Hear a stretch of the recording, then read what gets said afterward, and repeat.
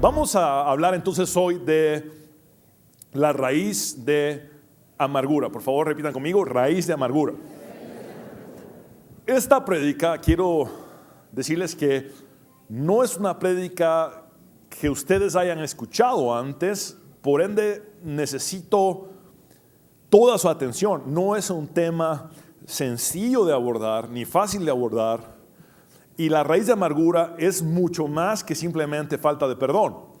Por lo general pensamos que no perdonar o tener rencor es una raíz de amargura y tiene que ver con eso, pero la raíz de amargura es mucho más amplia y más extensa de lo que pensamos.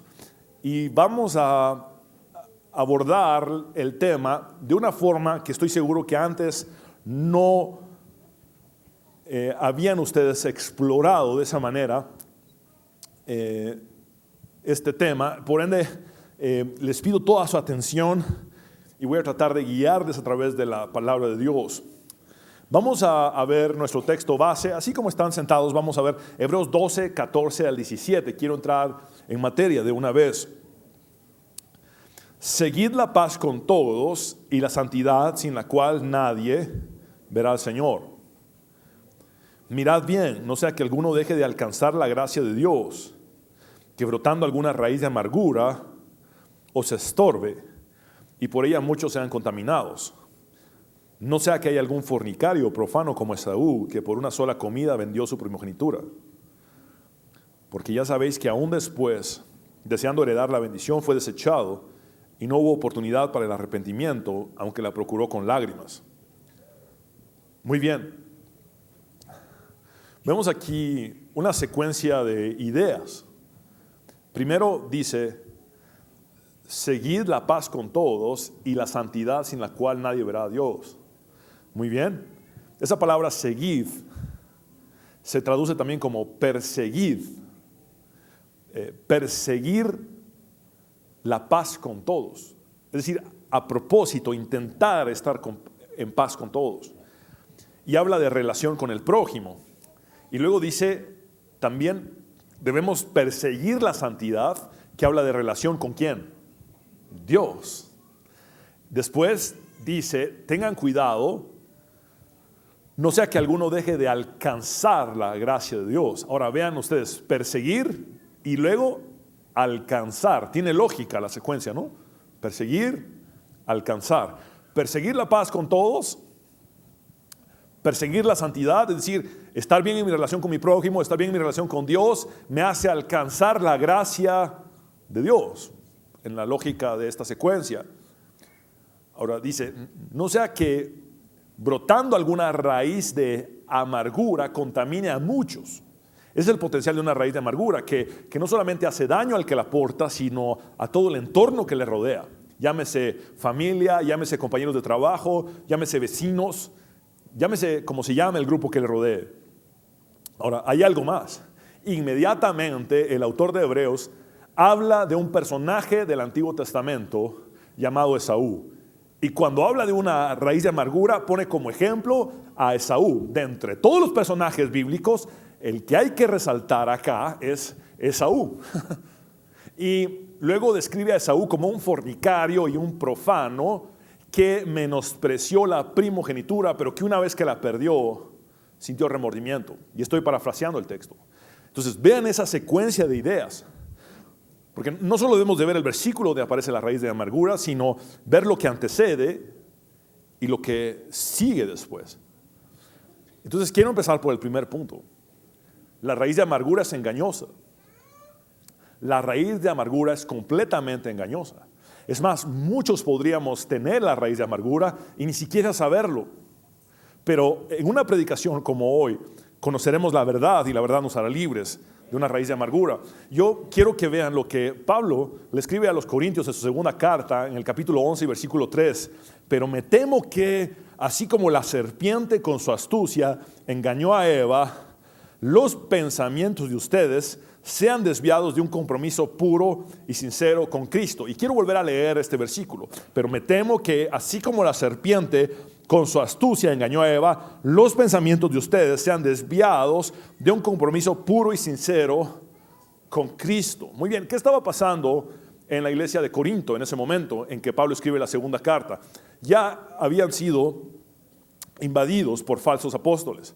Estos falsos apóstoles, literalmente Pablo los describe como emisarios de Satanás. Y los falsos apóstoles tenían la misma astucia que la serpiente del Génesis, que lo que hacían era corromper los pensamientos y dañar relaciones.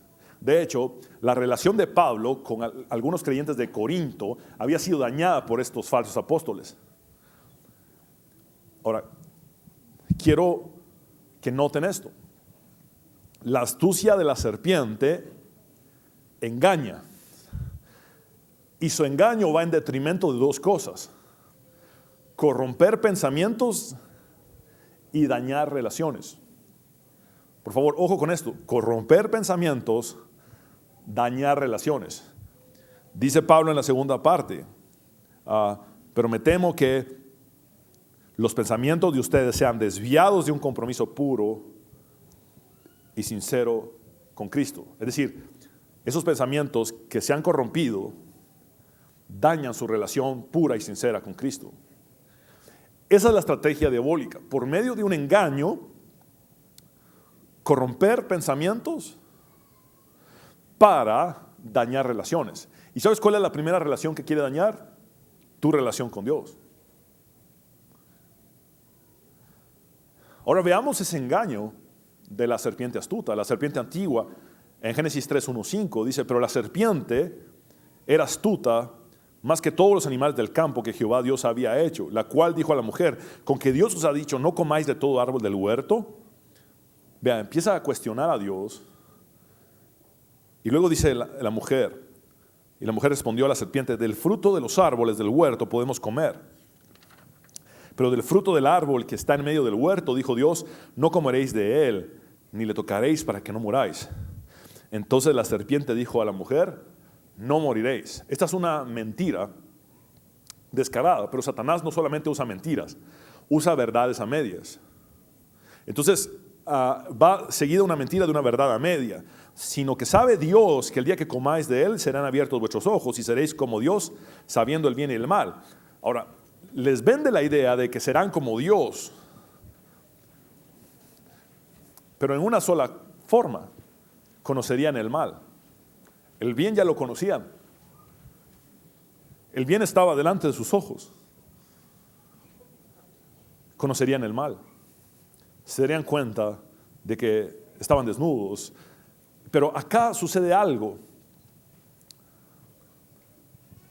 Surge la primer raíz de amargura de los seres humanos a través de esta astucia de la serpiente.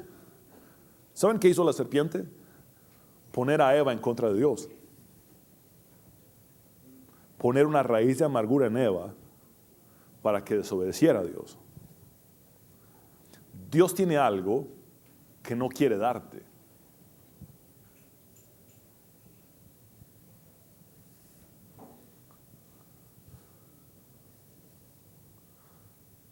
Dios no quiere que tú seas algo que podrías ser.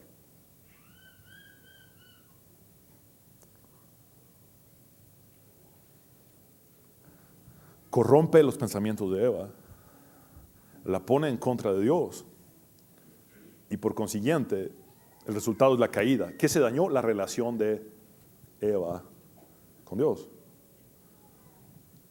Eva es un instrumento de Satanás para corromper los pensamientos de Adán. Y después de corromper sus pensamientos y decirle: ¿sabes qué? Dios nos tiene limitados, porque Dios podría darnos algo, pero no quiere dárnoslo. Dios podría hacer algo de nosotros, pero no quiere que seamos eso. Raíz de amargura, poner en contra de Dios, desobediencia, y luego ¿qué se daña? La relación. Pensamientos corrompidos, relación dañada. Esa es la secuencia del engaño. Así es como actúa la raíz de amargura. Ahora, nosotros en nuestra cosmovisión occidental, por la influencia griega que tenemos, filosófica, creemos que los pensamientos surgen de la mente. Pero la Biblia ha enseñado desde el Génesis que los pensamientos surgen del corazón.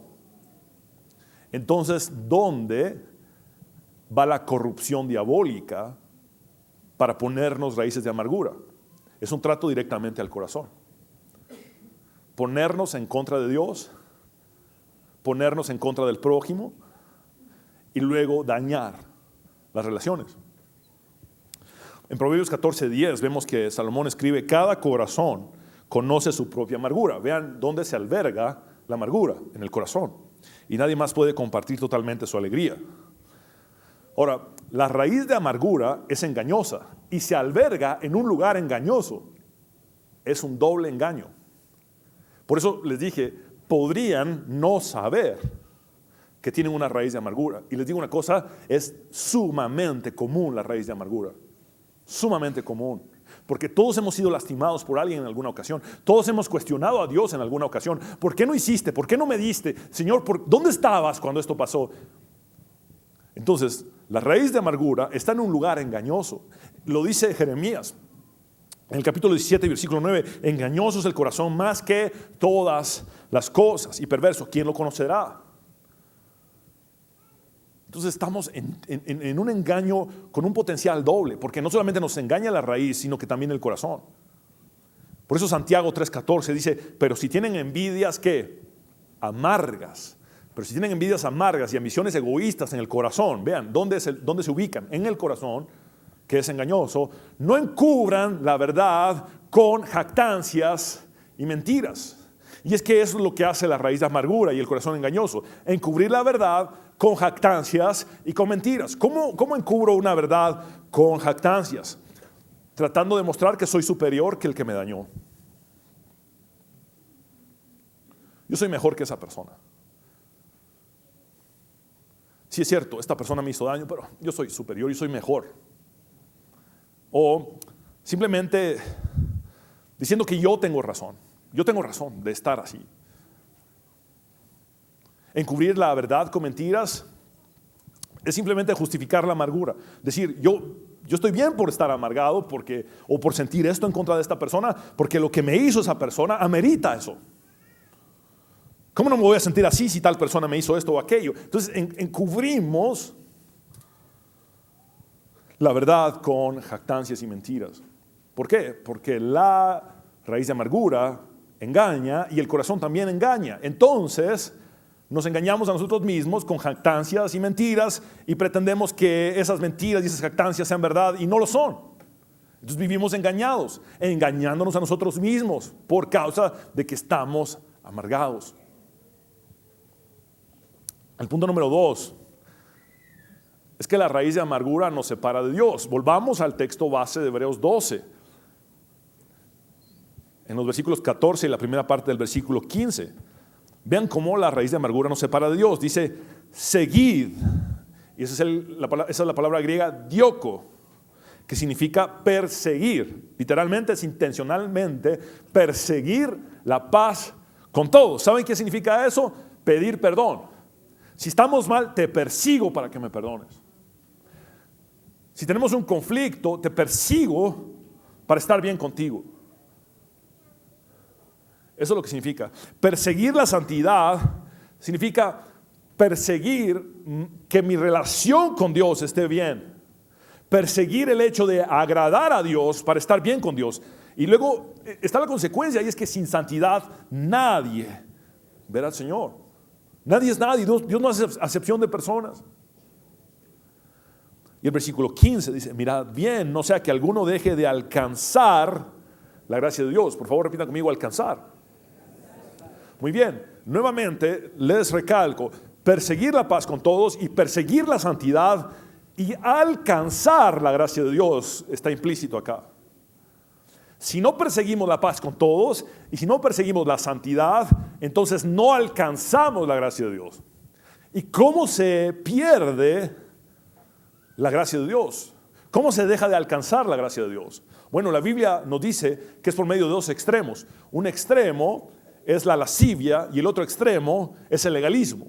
Tanto la lascivia como el legalismo nos hacen caer de la gracia o no alcanzar la gracia de Dios. Y se los voy a demostrar bíblicamente. Veamos lo que es la lascivia primero. Romanos 6:1 dice, ¿qué pues diremos? ¿Perseveraremos en el pecado para que la gracia abunde? Estas son palabras del apóstol Pablo. ¿Qué pues pecaremos? Dice el versículo 15, porque no estamos bajo la ley, sino bajo la gracia en ninguna manera. ¿Saben ustedes que surgió una doctrina más o menos en el siglo XVI, el antinomianismo? El antinomianismo, se oye difícil la palabra antinomianismo, pero simplemente hay que verlo así. Anti es en contra y nomos en griego es ley. Antinomianismo es estar en contra de la ley. El antinomianismo lo que enseña, y digo enseña porque está vigente todavía en algunas iglesias, es que podemos pecar deliberadamente porque de todas formas contamos con la gracia de Dios. ¡Qué bueno! Como Dios nos perdonó en la cruz de nuestros pecados pasados, presentes y futuros, y hoy contamos con su gracia, bueno, démosle rienda suelta a nuestros deseos y bajas pasiones y pequemos todo lo que querramos. Es lo que dice el antinomianismo. Eso se llama abusar de la gracia. ¿Y sabes qué es eso? Perder la gracia de Dios. Y Pablo dice que el que actúa de esa manera no es realmente hijo de Dios. Pablo dice que el que actúa de esa manera, abusando de la gracia de Dios, realmente no conoce a Cristo y por ende no ha sido salvo. Entonces se deja de alcanzar la gracia por abusar de la gracia y por la lascivia. Pero está el otro extremo también. Y antes de mostrarles el otro extremo, hay un texto que quiero enseñarles del Antiguo Testamento, Deuteronomio 32:32. Ese es el cántico de Moisés. Cuando Moisés hace referencia a los enemigos de Israel, los compara con los habitantes de Sodoma y Gomorra. Vean Deuteronomio 32:32, porque de la vid de Sodoma es la vid de ellos, y de los campos de Gomorra. Ahora, Sodoma y Gomorra son sinónimo de pecado, de depravación. Y vean lo que dice: las uvas de ellos son uvas ponzoñosas. Por favor, repitan conmigo: ponzoñosas. Racimos muy amargos tienen. Amargos, por favor, repitan conmigo también. Cada vez que ustedes ven amargura, ven también veneno a la par. En la Biblia, cada vez que se describe la amargura, va veneno a la par. En muchas ocasiones. Ahora, vean cómo estos enemigos de Israel eran comparados con los habitantes de Sodoma y Gomorra, que tenían lascivia y cuyos resultados eran veneno y amargura. Y de hecho, cuando vemos lo que dice el autor de Hebreos, después de hablar de la raíz de amargura, es que se va directamente a poner a Esaú como ejemplo. ¿Y saben qué pasó con Esaú? Es descrito como un fornicario y un profano. Así es que la raíz de amargura nos hace perder la gracia, porque muchos, por esa raíz de amargura, lo que hacen es abandonarse a la lascivia, abandonarse a los vicios, abandonarse a las adicciones, abandonarse al pecado. Y es porque en el fondo lo que hay es amargura. ¿Saben ustedes que los frutos externos nos dicen lo que está pasando, pero hay que ir a la raíz? Y aquí estamos viendo que la raíz de muchos pecados, de lascivia, adicciones, vicios, es la raíz de amargura. Fornicario y profano como Esaú, es lo que dice el autor de Hebreos. Ahora veamos el otro extremo. ¿Cómo se pierde la gracia? ¿Cómo no se alcanza la gracia? Por medio del legalismo. En Gálatas 5:4 Pablo dice: de Cristo os desligasteis, los que por la ley os justificáis, de la gracia habéis caído. La religiosidad nos lleva a pensar que nosotros por nuestros méritos vamos a alcanzar la justificación, y la palabra de Dios es clara. Efesios 2:8-9 dice: porque por gracia sois salvos por medio de la fe, y esto no de vosotros, porque es un don de Dios, que no es por obras, para que nadie se gloríe. Muy bien. ¿Saben qué pasaba con los religiosos de la época de Jesús? Con los fariseos, con los saduceos, con los escribas. Tenía una raíz de amargura, porque habían estado esperando al Mesías. Ellos esperaban un Mesías político, un Mesías militar. Y en ese momento estaban oprimidos por el imperio romano. ¿Y cuándo aparecerá ese Mesías que nos libere de este imperio romano? Es lo que ellos se preguntaban. Tenían una raíz de amargura, pero una raíz de amargura que se manifestó en religiosidad, en ese condenar a los demás, en hacer todo para ser vistos por la gente, en tratar de orar en público, en tratar de exhibir sus ayunos y oraciones. Pero lo que estaba detrás era una raíz de amargura hacia Dios. Y muchas veces la raíz de amargura hacia Dios termina en religiosidad, en creer que por mis méritos voy a alcanzar la salvación, cuando solamente la puedo alcanzar por la cruz del Calvario y la sangre de Jesús derramada por mí. Entonces ves cómo una raíz de amargura se manifiesta en grandes extremos, como de lascivia absoluta y de un legalismo religioso. El punto número 3 es que la raíz de amargura contamina. La raíz de amargura contamina. Sigamos viendo nuestro texto base, Hebreos 12, 15b y 16. Dice que brotando alguna raíz de amargura os estorbe y por ella muchos sean contaminados. ¿Cuántos pueden ser contaminados? Muchos. Vean el potencial de una raíz de amargura que no solamente afecta al portador, sino a todo el entorno que le rodea. Llámese familia, llámese matrimonio, llámese hijos, llámese iglesia, llámese como se llame, llámese vecinos, llámese compañeros de trabajo. La persona que tiene una raíz de amargura tiende a lastimar a las demás, tiende a lastimar a las demás, tiende a juzgar a las demás.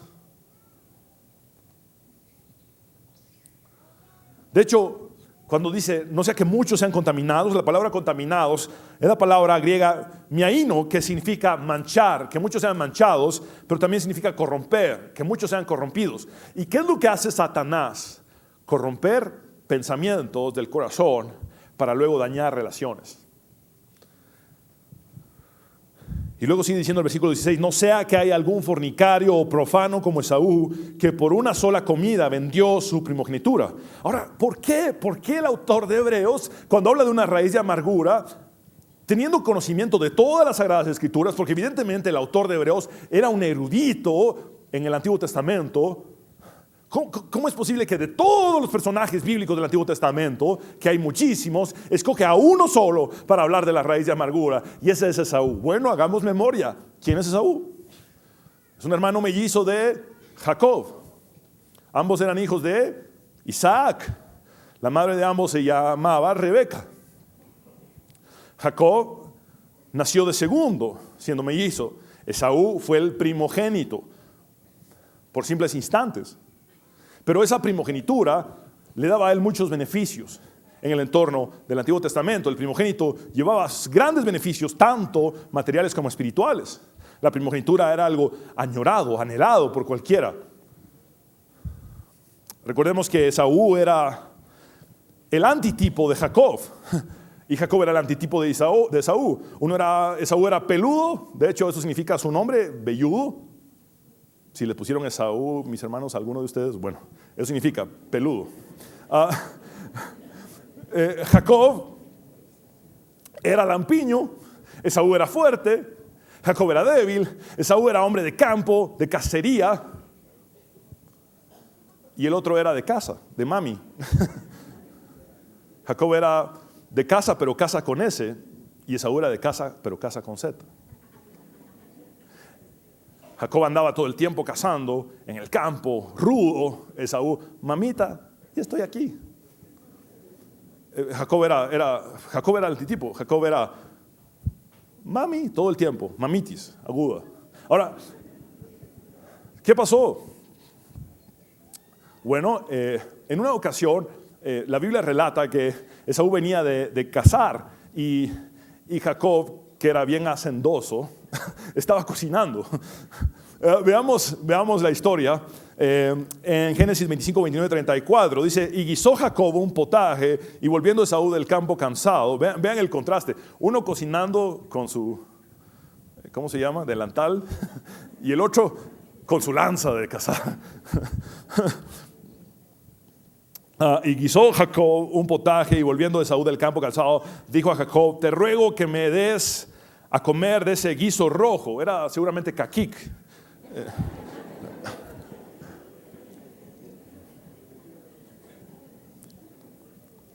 Ya saben qué almorzar. Bueno, pues estoy muy cansado.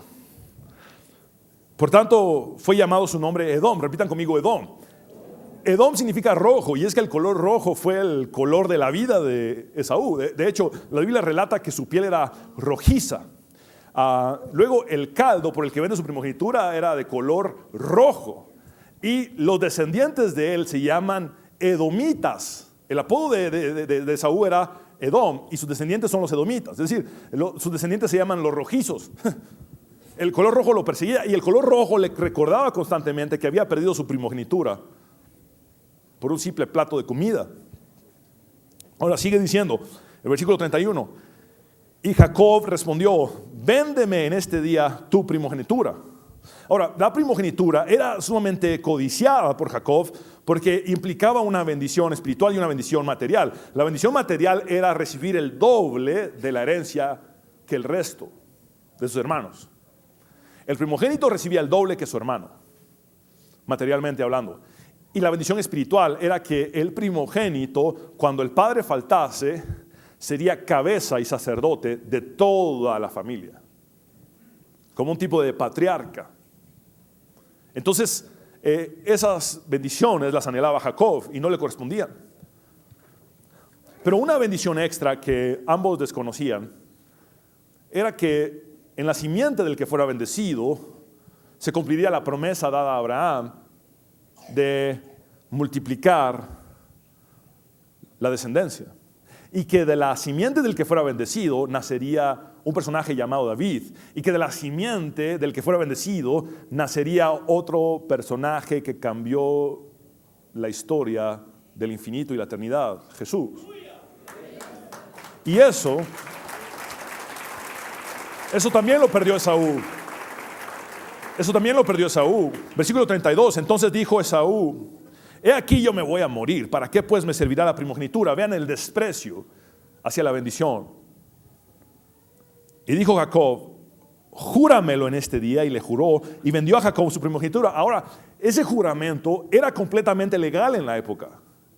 Eso ya se consideraba como oficial. Es decir, oficialmente Esaú vendió su primogenitura, y aunque decimos que Jacob la robó, y es cierto, Jacob suplantó a Esaú, realmente Esaú ya se la había dado en base a un juramento. Pero a Esaú no le importaba nada, entonces no le importaba faltar a un juramento. Entonces vemos en el versículo 34 que dice, entonces Jacob dio a Esaú pan y del guisado de las lentejas, y él comió y bebió, y se levantó y se fue. Así menospreció Esaú la primogenitura. Menospreciar la primogenitura es lo mismo que nos dice el autor de Hebreos cuando habla de la raíz de amargura. Menospreciar la bendición. En el capítulo 27, 2 capítulos más adelante del texto que acabamos de leer, vemos cuando Jacob, con la ayuda de su madre, suplanta a Esaú. Esto fue lo que sucedió. Isaac estaba a punto de morir, entonces llamó a Esaú y le dijo, hijo, tú eres mi primogénito, voy a bendecirte. Ve y caza un animal y hazme mi guisado favorito. Pero Rebeca ya había establecido una práctica que tienen aún las hermanas en la actualidad, que era escuchar a escondidas las conversaciones del esposo. No se enojen conmigo, hermanas. Es bíblico. Ahora, la situación es que Rebeca, cuando ve que se va Esaú a cazar el animal para hacer el guisado, le dice a Jacob, anda a sacar uno de los animales que ya tenemos aquí en casa, del corral, y yo voy a cocinar el guisado. Yo sé cómo le gusta a tu papá, pero mamá, yo soy lampiño. Bueno, vamos a ver cómo te disfrazamos, hijo, no te preocupes. Y entonces se disfraza pretendiendo ser Esaú, y Jacob recibe la bendición. Si tuviéramos que ponerle un título a esta historia, sería el dilema de los guisados. ¿Por qué? Porque ven que Esaú vende por un guisado su primogenitura, y luego la usurpación se da por medio de un guisado también. Ahora, el asunto acá que quiero resaltar es que una vez Esaú perdió aquello que había despreciado, se llenó de amargura. Vean qué irónico. Pasó su vida despreciando su primogenitura. Pero una vez la perdió, ahí sí lloró. Y trató de encontrar soluciones, pero ya era demasiado tarde. Se llenó de amargura. Y empieza a tener ciertas actitudes como para acabar con su hermano, pero también para competir con su hermano. Su amargura evidentemente era grande contra sus padres, pero también contra su hermano, era aún mayor. Y empezó a perseguir a su hermano para matarle. Pero luego empieza a competir con su hermano, según él. Quiero que vean un capítulo más adelante de la bendición robada por parte de Jacob. Lo que pasa en Génesis 28, 6, 9. Y vio Esaú cómo Isaac había bendecido a Jacob y le había enviado a Padán Aram para tomar para sí mujer de allí. Y que cuando le bendijo, le había mandado diciendo: no tomarás mujer de las hijas de Canaán. Y que Jacob había obedecido a su padre y a su madre y se había ido a Padán Aram. Vio asimismo Esaú que las hijas de Canaán parecían mal a Isaac, su padre. ¿Y saben qué pasa? Para ese momento ya Esaú tenía varias cananitas o cananeas como esposas. Hasta ahí se da cuenta, eso le molestaba a mi papá. No le importaba cómo se sintiera su papá. Quería la bendición, pero no le importaba a su papá. Esa era la actitud de Esaú. Entonces viene Esaú y hace esto. Versículo 9, y se fue Esaú a Ismael. Ismael era hermano de quién, medio hermano de quién, de Isaac, su papá. Y tomó para sí por mujer a Mahalat, hija de Ismael, hijo de Abraham. Eso se refiere a descendiente de Ismael como tal, hermana de Nebaiot. Qué nombres más raros, ¿verdad? Además de sus otras mujeres. Ahora, esto es lo que Esaú hace en su lógica. A mi papá entonces le molestaban las cananeas. Es cierto, ¿verdad? Pero yo ya me casé con varias cananeas, como no me importa lo que mi papá sienta, pero sí me importa su bendición. Yo todavía, antes de que muera, tengo la esperanza, y eso lo relata la Biblia, que él tenía la esperanza de que algo pasara para revertir el hecho de que se había bendecido a su hermano y poder él recibir algo. Entonces en su lógica dice, bueno, a mi papá no le gustaba eso. Entonces ahora voy a competir con mi hermano. Si mi hermano se fue a buscar mujeres que no fueran cananeas, yo me voy a ir a buscar a una descendiente de Abraham. Y se fue a buscar una descendiente de Ismael, porque Abraham era padre también de Ismael. Y se casa con una descendiente de Ismael. Pero ¿saben quién le hizo bullying a Isaac cuando eran pequeños? Ismael. Eran ya gritos de desesperación, de tratar de competir con su hermano y de tratar de agradar a su papá, pero lo terminaba no agradando. Esa es la desubicación que trae la raíz de amargura. Tratamos de competir, tratamos de hacer cosas, pero al final no funcionan. Ahora, sucede algo. Después de que los hebreos cruzaron el Mar Rojo, cuando fueron libres de la esclavitud egipcia y cruzan el Mar Rojo los hebreos, dicen, muy bien, somos libres. Dios echó a la mar los carros del faraón y a los que nos perseguían. Muy bien, pero ahora no tenemos agua para beber. Y llegan a una región donde había agua, pero esas aguas eran amargas. Y llamaron el nombre de aquella región Mara. Vamos a verlo en el texto, Éxodo 15:23. Y llegaron a Mara y no pudieron beber las aguas de Mara porque eran amargas. Por eso le pusieron el nombre de Mara. Ahora, sucede que Dios le da la instrucción a Moisés de arrancar un arbusto y de tirarlo en las aguas amargas, y Dios transforma las aguas amargas en agua dulce. Y eso es una profecía de lo que Jesucristo vendría a ser. El arbusto representa la cruz, el madero de la cruz, que podría venir a transformar la amargura en dulzura. Y eso es lo que yo estoy confiando que Dios hará hoy en nosotros, transformar nuestra amargura en dulzura. Algunos expertos piensan que el motivo por el cual las aguas de Mara estaban contaminadas y amargas era porque tenían plantas de ajenjo alrededor. Por favor, repitan conmigo: ajenjo. Es una planta que se usa en la Biblia para ejemplificar amargura. Lo que pasa es que cuando las plantas de ajenjo echan raíces y esas raíces topan con agua, amargan el agua y convierten al agua en agua que no puede ser bebida. Ahora, esa palabra Mara, que significa amargura, aparece también en la historia de Ruth con su suegra Noemí. Resulta que Noemí había perdido a su esposo había muerto, también murieron sus 2 hijos y se quedó sola, sin ningún familiar sanguíneo. Y quien la acompañó fue Ruth, una moabita, que se había casado con uno de sus hijos. Y cuando Noemí regresa a Belén, todos dicen: ¿es ella Noemí?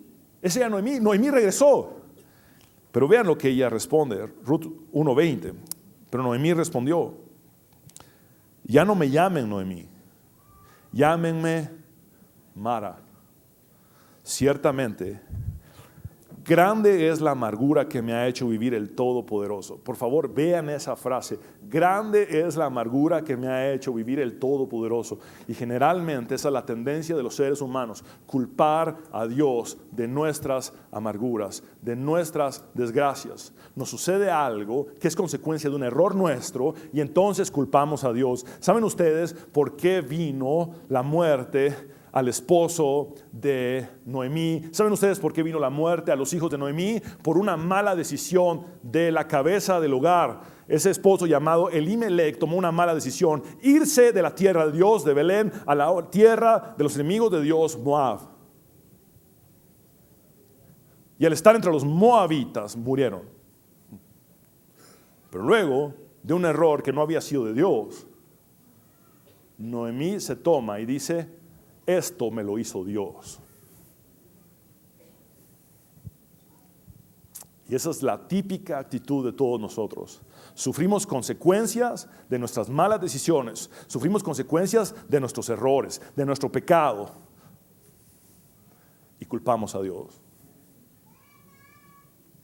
Porque Satanás corrompe pensamientos para destruir relaciones y te dice: eso te lo hizo Dios.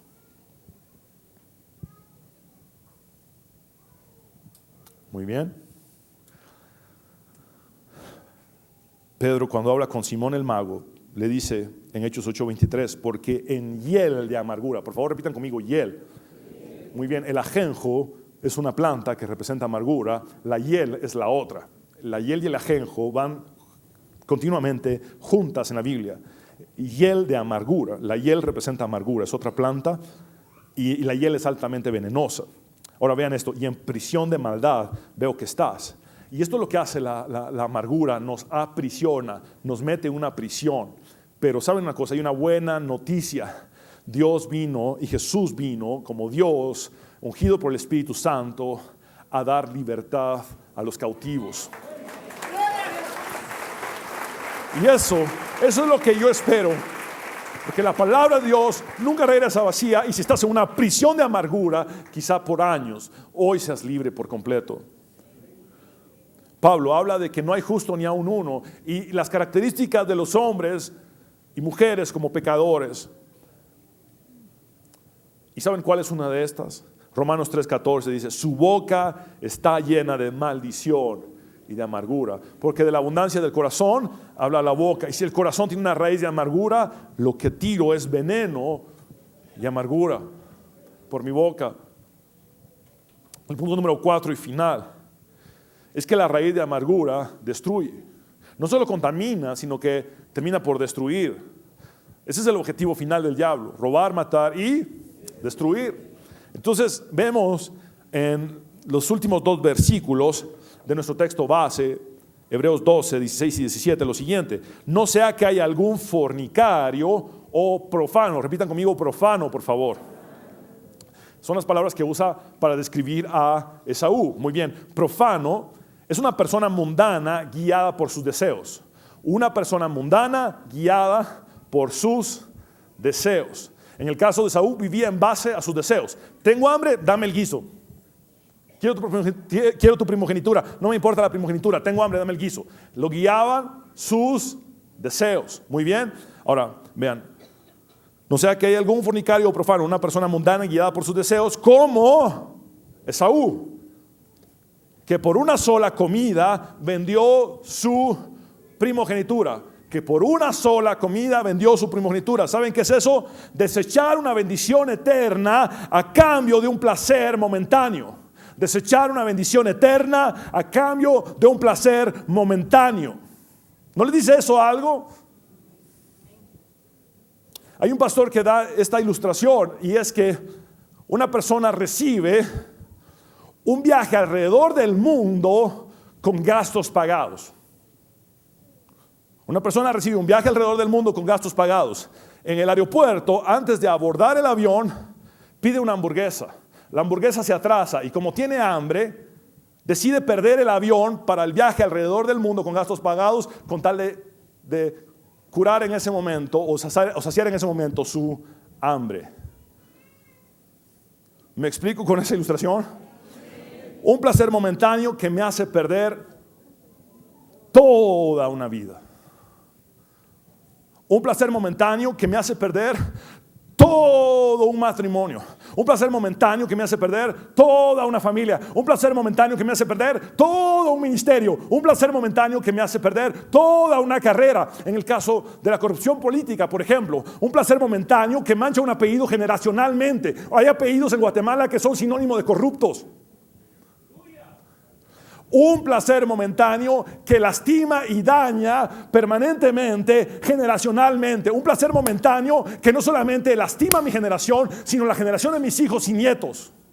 Un placer momentáneo que causa demasiado daño. ¿Y saben de dónde viene? De una raíz de amargura. De creer que Dios me puede dar algo, pero que ha decidido no dármelo. Entonces me lo busco por mis propios esfuerzos.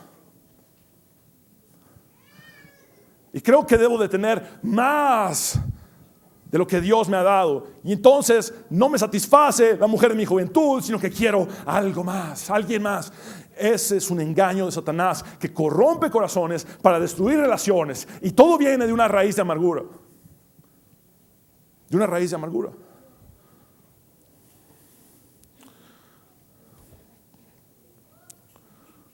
Versículo 17: porque ya sabéis que aún después, deseando heredar la bendición, fue desechado y no hubo oportunidad para el arrepentimiento, aunque la procuró con lágrimas. Pero vean qué procuró con lágrimas: la bendición, no a Dios. No llegó a Dios arrepentido. Lo que le importaba era la bendición.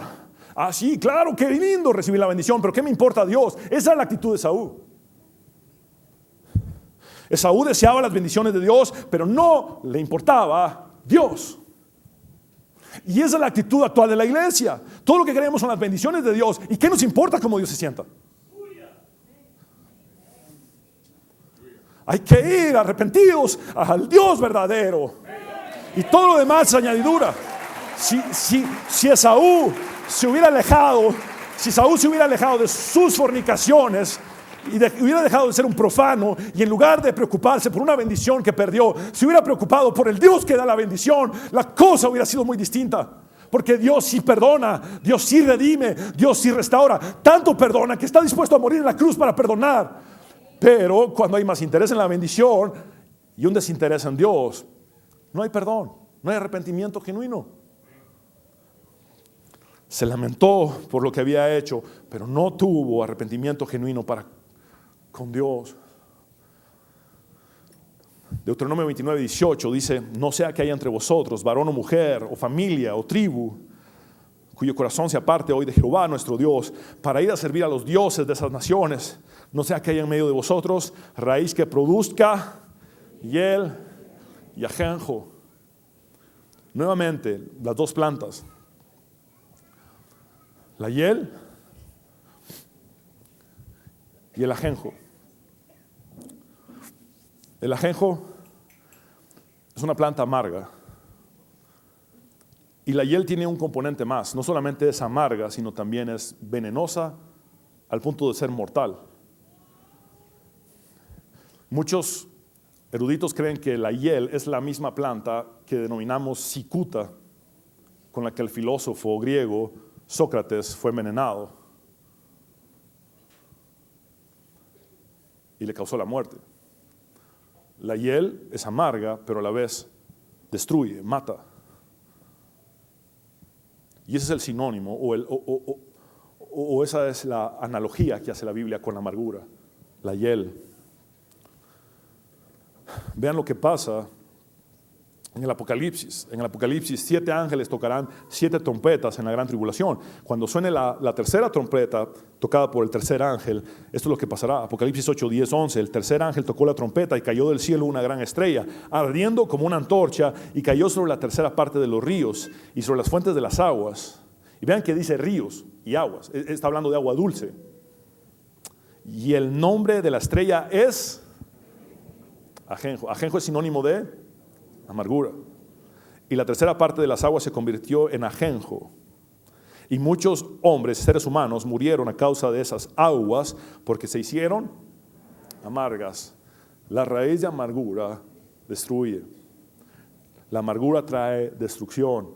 Desde el principio de la Biblia, en Génesis, hasta el final de la Biblia, en Apocalipsis.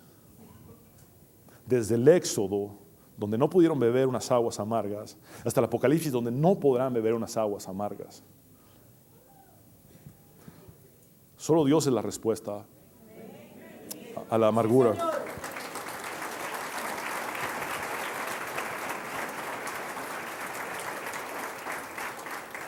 Y esta es la conclusión del mensaje.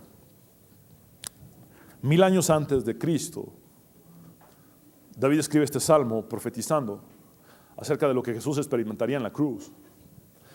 1000 años antes de Cristo no existía la muerte de cruz. Y David había profetizado, por ejemplo, en el Salmo 22 acerca de que Jesús sería traspasado en sus manos y pies.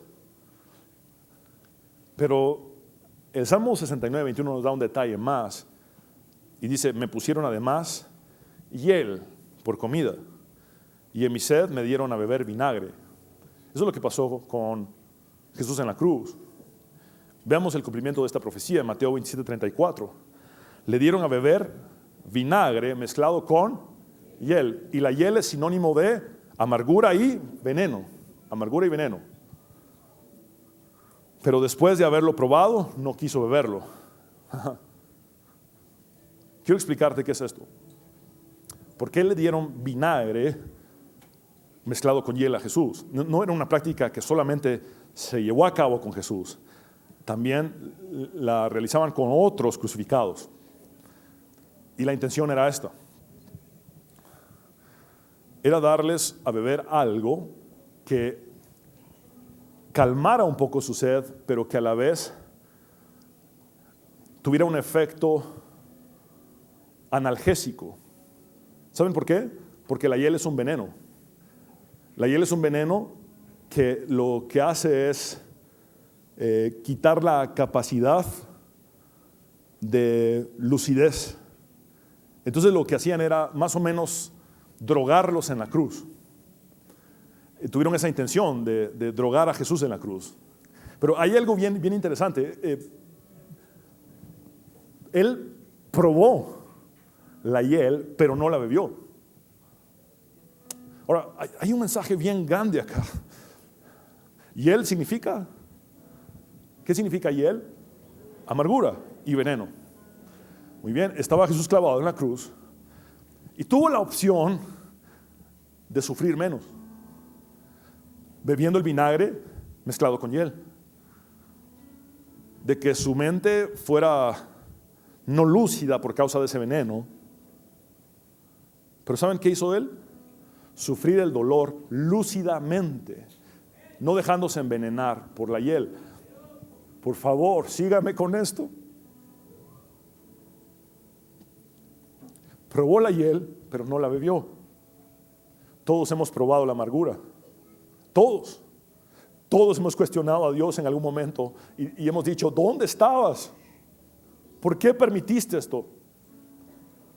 Todos hemos sido lastimados por alguna persona. Puede haber sido nuestro propio padre, nuestra propia madre, nuestros hermanos. Pudo haber sido un esposo, una esposa. Pudo haber sido la gente más cercana, la gente que más estaba supuesta a amarnos, a veces la que más nos ha lastimado en la vida. ¿Sabes qué? Se prueba la amargura, pero no se bebe. No se bebe su veneno para sufrir el dolor lúcidamente. Porque la amargura engaña. La amargura engaña y lo que hace es darte alucinaciones emocionales y hacerte pensar que estás en lo correcto, teniendo esas emociones en contra de Dios y esas emociones en contra del prójimo. Y no es correcto. Estás drogado por la amargura en tu corazón, porque es un veneno.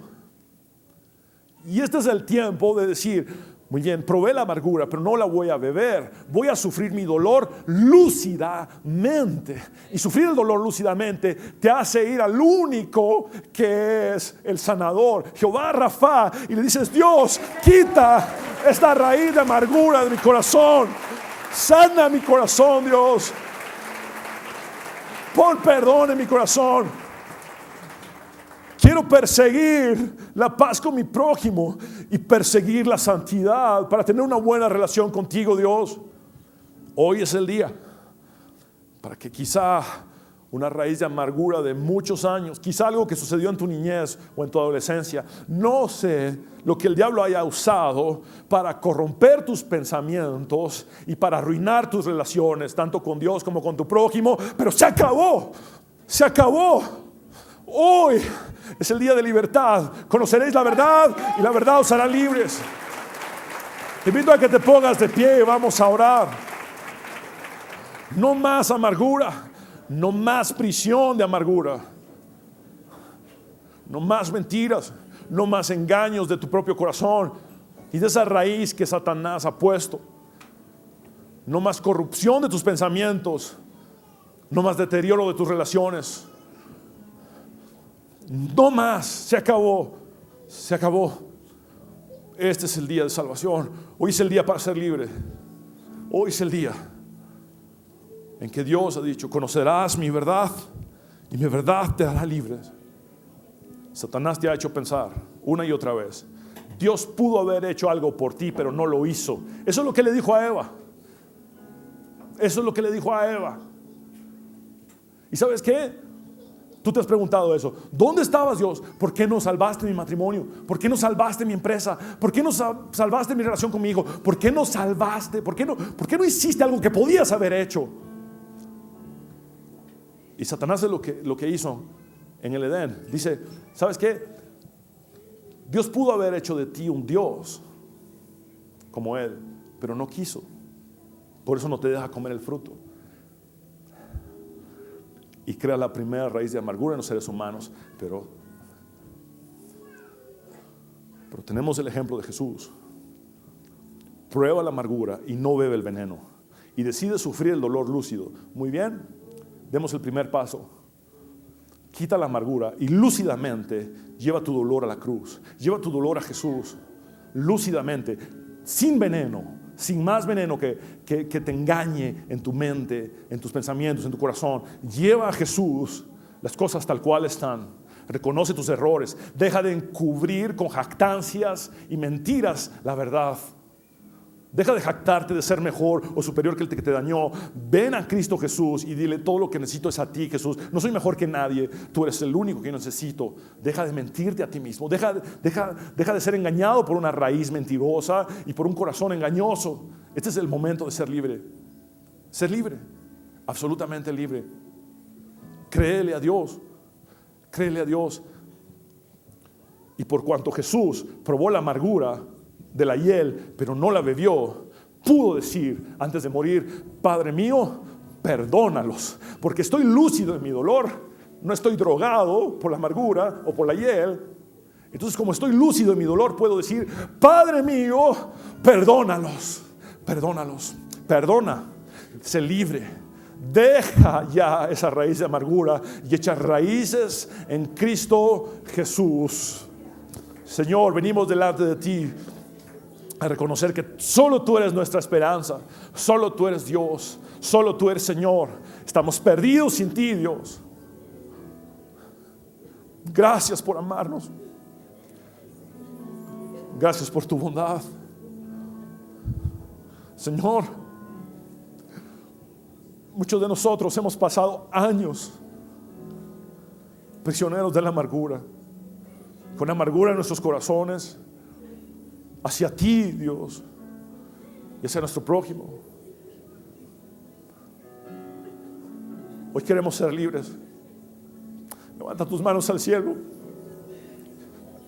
al Dios de nuestra salvación, y dile: hazme libre. Arranca la raíz de amargura de mi corazón, Dios. Hoy reconozco que tú anhelas solamente el bien para mí. Por eso lo diste todo en la cruz. No te cuestionaré más, Dios. No permitiré que el enemigo ponga en mí una raíz de amargura en contra tuya. Dios, se acabó. No cuestionaré más a mi Dios. Tú eres bueno, tú eres grande. Siempre te he de adorar. Imitaré a Job, que en el peor día de su vida pudo postrarse y adorarte. Dios, tú permaneces fiel. Dios, sana mis relaciones, sana mi matrimonio, sana mi relación como padre, como madre, como hijo, como hermano. Sana mis relaciones, Dios, en la iglesia, en el ministerio. Sana mis relaciones, en mi entorno, en mis vecinos, en mi trabajo. Perdóname. Ahora puedo ver claramente y escoger sufrir mi dolor lúcido. Abordo mi dolor lúcidamente, y al hacerlo de esa manera, lo que hago es ir a tu cruz y decir las mismas palabras que tú: Padre mío, perdónalos, perdónalos, y yo los perdono también. Soy libre por fin. Quiero hablar contigo, hombre y mujer, que has venido sin Cristo. Tú que sabes que necesitas a Dios.